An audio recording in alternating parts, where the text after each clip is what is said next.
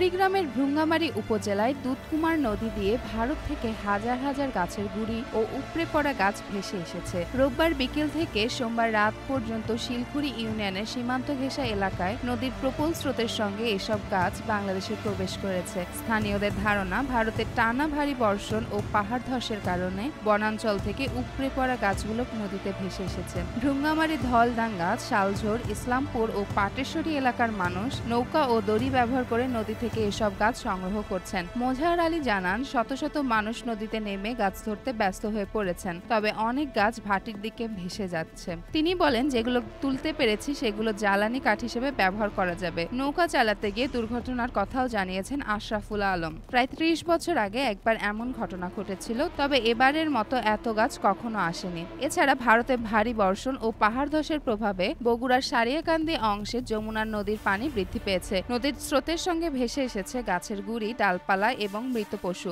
আজ মঙ্গলবার ৭ অক্টোবর নদী থেকে কালীতলা এলাকায় নদী তীরবর্তী মানুষ নৌকা, দড়ি ও বাঁশের লগি ব্যবহার করে গাছের গুঁড়ি, ডাল ও শেকড় সংগ্রহে ব্যস্ত হয়ে পড়েছেন। অনেকে ২ থেকে ৫ মণ পর্যন্ত জ্বালানি কাঠ সংগ্রহ করেছেন। শিলখুড়ি ইউনিয়নের সাবেক চেয়ারম্যান ইউসুফ আলী জানান, নদী জুড়ে শুধু গাছ আর গাছ দেখা যাচ্ছে, বোঝা যাচ্ছে এগুলো ভারত থেকে এসেছে। বিশেষজ্ঞরা বলেন, ভারত ও ভুটানের পার্বত্য এলাকায় ভারী বৃষ্টিপাত ও পাহাড় ধসের কারণে নদী ভাঙন ও বনাঞ্চলের ধসের ফলে এসব গাছ ভেসে এসেছে। চেমন ফারিয়া, জনকণ্ঠ।